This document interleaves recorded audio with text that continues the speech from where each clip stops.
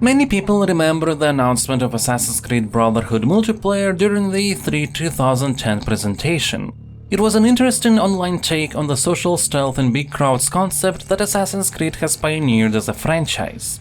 What many people don't know, however, is that Brotherhood's multiplayer wasn't the first Assassin's Creed multiplayer game to be released.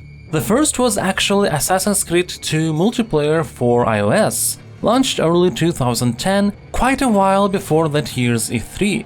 What's interesting is that it seems that even Ubisoft doesn't really want you to remember that this game has existed, as you won't see any sort of trailer for it on their official channel anymore. And the second iOS multiplayer game, Multiplayer Rearmed, is often described in such a way so it would be believed that it's the first take on Assassin's Creed multiplayer on phones. Really weird.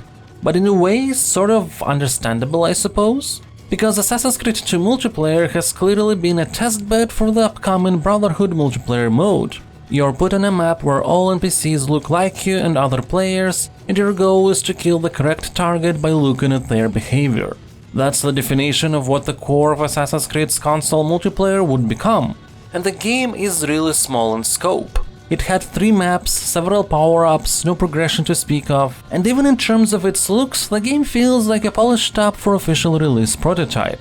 Which I actually don't know if it was, but I wouldn't be surprised. It's incredibly difficult to find any footage for this game, which I'm showing to you alongside the channel sources.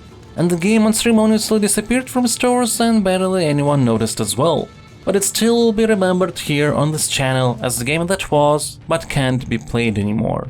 And hey, if you have had any experiences with Assassin's Creed 2 multiplayer for iOS, make sure to share them in the comments, it'll be interesting to hear about them.